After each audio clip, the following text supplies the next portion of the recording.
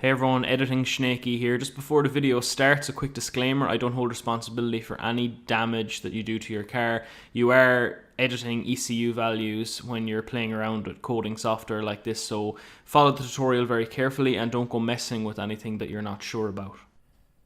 Hey everyone, it's the Snaky back again with another video, and I'm here today quite hoarse in my car, and I'm going to be doing a quick video on coding some annoyances out of my Seat Leon FR, which has got little quirks in the car that I don't quite like, and I've been spending some time since Christmas using different apps and software coding it out. So what I'm going to be using today is I'm going to be using OBDeleven. Apologies about the shaky cam. So OBDeleven, it's a little dongle that looks something like this,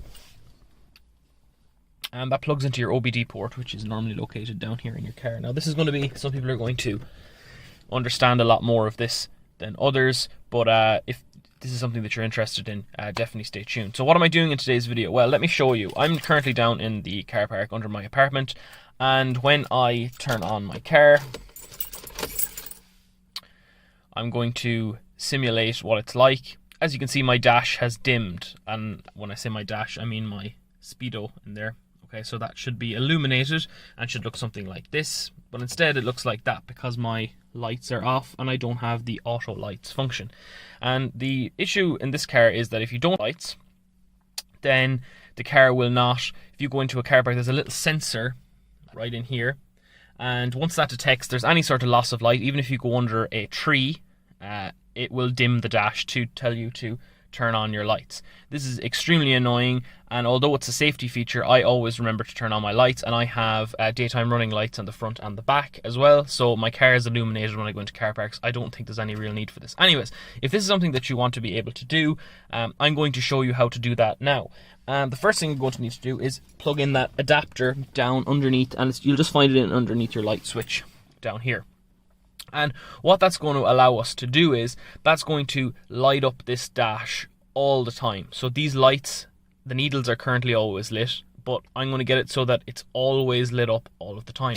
And I'm getting this adaptation, is coding from a guy on the Cupra forums, and I'll put his name in here in the video now, so you can go and check that out. And I'll also leave a link to the instructions on how to do that in the description as well. So this is not my methodology. So there's two steps that you have to do for this. The first thing you have to do is you have to enable the Scandinavian daytime running lights, and that will turn on your back rear LEDs. So like when you have your lights on in your car, your headlights on, your back lights will light up red, and they'll be on the whole time, along with the front lights, DRLs as well. So that's enough mumbling out of me. I'm going to show you on the screen now how you go about doing that, and then I'm going to come back afterwards and show you what the results are. So now we're in the OBDeleven app. We're going to bring out the menu. We're going to select car, and from here we're going to select apps, which is the third option there on the menu. And these are pre-made apps that OBDeleven have put together, and the one that we're looking for is the Scandinavian DRLs, daytime running lights, and that's going to cost you 10 credits. You'll get some credits when you buy the Pro version. Use it to purchase that. You want to turn those on, and you will press the green tick when you're ready.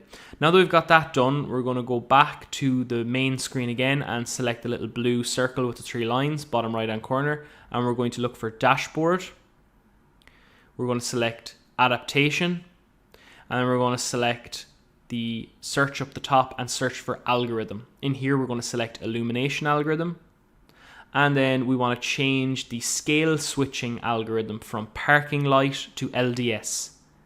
You need to make sure it's on LDS for this to work. Click OK, and then hold down your green tick to save your changes.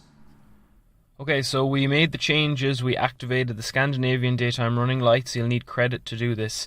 I also meant to say that in order to do adaptations and have access to more adaptations than just the apps, you're going to need to buy the OBDeleven adapter. It will not work with a standard dongle that you get. So any of these cheap dongles you get on Amazon, they won't work because it uses custom firmware.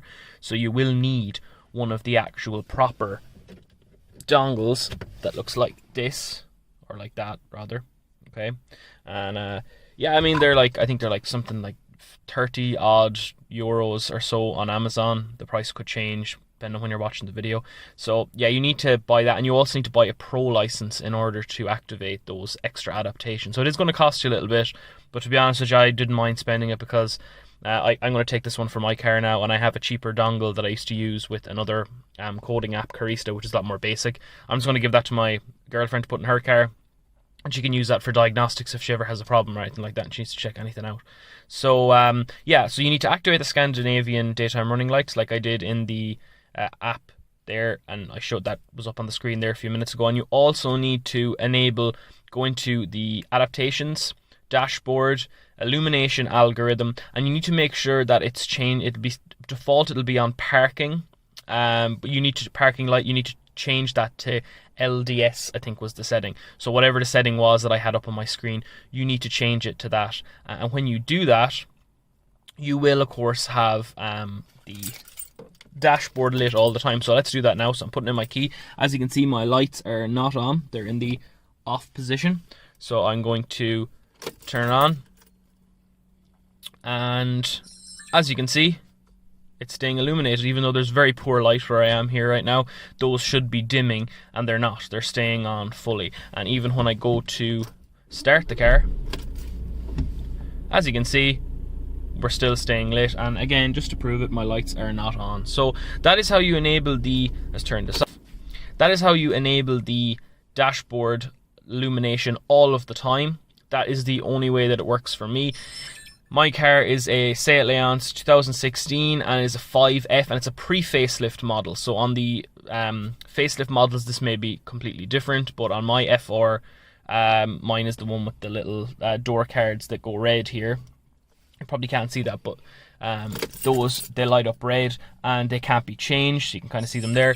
That's your pre-facelift. The facelifted model, you could change it to a load of different colors. So on that one, that's how you do it. You activate the Scandinavian daytime running lights, and then when you go on, you can set it from parking light to LDS, and it will illuminate all of the time. And as I said, just changing the illumination algorithm on its own didn't work for me. That may work for you dependent on your car, your year, and what kind of a setup you have. If you've got auto lights or whatever, it may be different. But for me, without auto lights, 2016 pre-facelift Seat Leon FR, that was the case for me. I had to enable both of those options.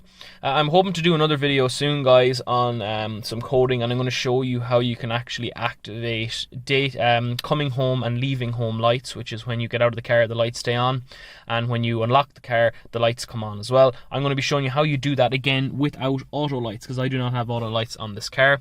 I'm going to be showing you how to do that in the next video. I'm hoping to have that up in the next few weeks. But if you enjoyed this video, guys, and you found it useful, please thumbs up. And if you want me to do more car related videos, definitely let me know in the comments as well, and I'll see you in the next video.